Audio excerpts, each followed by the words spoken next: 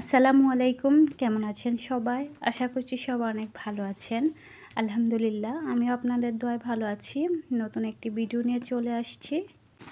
আজকে আমার রেসিপি হচ্ছে সিম ভর্তা এবং কি বতুয়া শাক। তো এই যে আমার সম্পূর্ণ ভিডিও দেখার অনুরোধ রইল। আজকে আমি অন্য কোনো রেসিপি দেখাবো না, শুধু আজকে আমি ভাজি করব, শাক ভাজি করব, তারপর হচ্ছে সিম ভর্তা তৈরি করব। তো আমি কিভাবে সিম ভর্তা তৈরি করছি, তো সম্পূর্ণ ভিডিওটা দেখলেই বুঝতে পারবেন। তো সিম ভর্তা সিদ্ধ করার জন্য প্রথমে আমি সিমগুলো ভালো করে ধুয়ে নিয়েছি, তারপরে দুই সাইড দিয়ে কেটে নিয়েছি। তো কেটে আমি 3 থেকে 4 মিনিট এগুলো সিদ্ধ করে নেব। আর সিমগুলো বেশি সিদ্ধ করতে হবে না, তাড়াতাড়ি সিদ্ধ হয়ে যাবে। বন্ধুরা, সিমগুলা কিন্তু সিদ্ধ হয়ে গেছে, এখন এগুলো আমি নামিয়ে নিব। তো এই যে নামিয়ে অন্য একটা তাওয়ার মধ্যে আমি সিমগুলা তেলে নিব। সিমগুলা তেলে নিলে বাঙালিরা এমন কোনো মানুষ নেই যে ভর্তা পছন্দ করে না।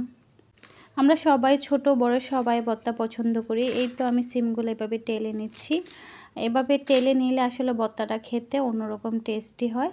আর সিমে যে পানিটা থাকে ওইটা শুকিয়ে যায়। তো আমি একদম পোড়া পোড়া করে টেলে নেব। তো আমি সিমগুলা টালা হয়ে গিয়েছে। তো এইখানে আমি মরিচগুলা টেলে নিচ্ছি, সাথে কিছুটা পেঁয়াজ দিয়েছি।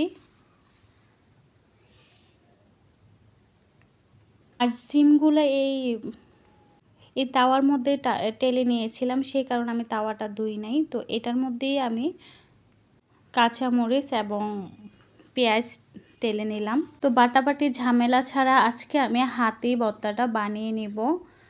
বাটা একটা ঝামেলা মনে হয়, তো সেই কারণে দেখেন আমি যে পেঁয়াজগুলো টেলে নিয়েছিলাম সে পেঁয়াজগুলো এখানে দিয়েছি। আর পেঁয়াজগুলো কিন্তু একটা আমি কালো কালো মানে পোড়া মতো ভেজে নিয়েছি। তো এখানে সামান্য লবণ দিয়ে দিলাম।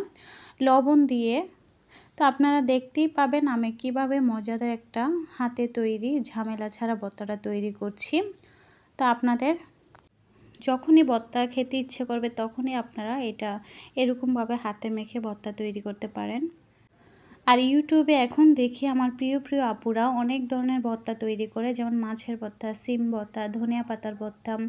আসলে যারা যে ভর্তাই বানাক না কেন, আসলে সব ভর্তাই কিন্তু খুবই অসাধারণ লাগে। আর গরম থেকে শীতে কিন্তু কেন জানি ভর্তা খেতে ভাত দিয়ে গরম ভাতের সাথে খুবই টেস্টি লাগে। মনে হয় যে মানে ভর্তা দিয়ে ভাত খেয়ে নেই, অন্য কিছু আর খাবারের আইটেম লাগে না। তো সিমগুলা কিন্তু একদম মাশাআল্লাহ সিদ্ধ হয়ে গেছে। তো হাত দিয়ে এগুলো আমি এই যে দেখেন ভেঙে ভেঙে বানিয়ে নিচ্ছি। তো আপনারা চাইলে এখানে সরষের তেলটাও দিতে পারেন। আমি সরষের তেল আসলে কিছু ভর্তার মধ্যে দেই, আবার কিছু ভর্তার মধ্যে দেই না।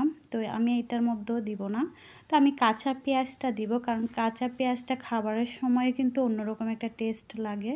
আর যেহেতু ধনিয়া পাতার সিজন, একদম ফ্রেশ ফ্রেশ ধনিয়া পাতা পাওয়া যায়। আর ভর্তার মধ্যে ধনিয়া পাতা না দিলে মনে হয় যে দেখেন এই যে ভর্তাটা মাশাআল্লাহ হয়ে গিয়েছে। তো আমি এখন এটা একদম ভালো করে একসাথে করে নিব।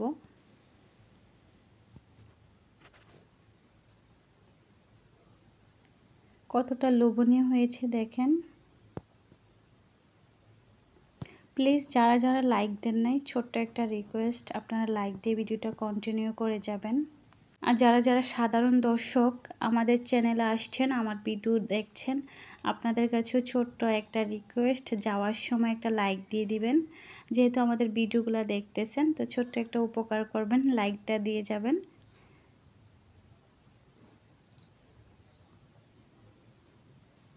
এই তো প্রায় ভর্তাটা রেডি হয়ে গেল।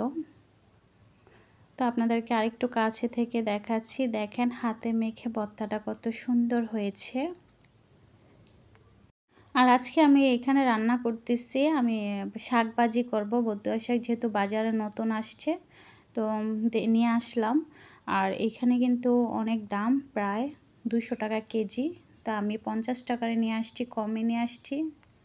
তো এই তো দেখেন আমি এখানে কি কি দিয়েছি। আর শাক ভাজি করতে সবাই জানে, তো ছোট্ট একটা রেসিপি শেয়ার করলাম আর কি। তো এই তো শাকগুলা দিয়ে দিলাম।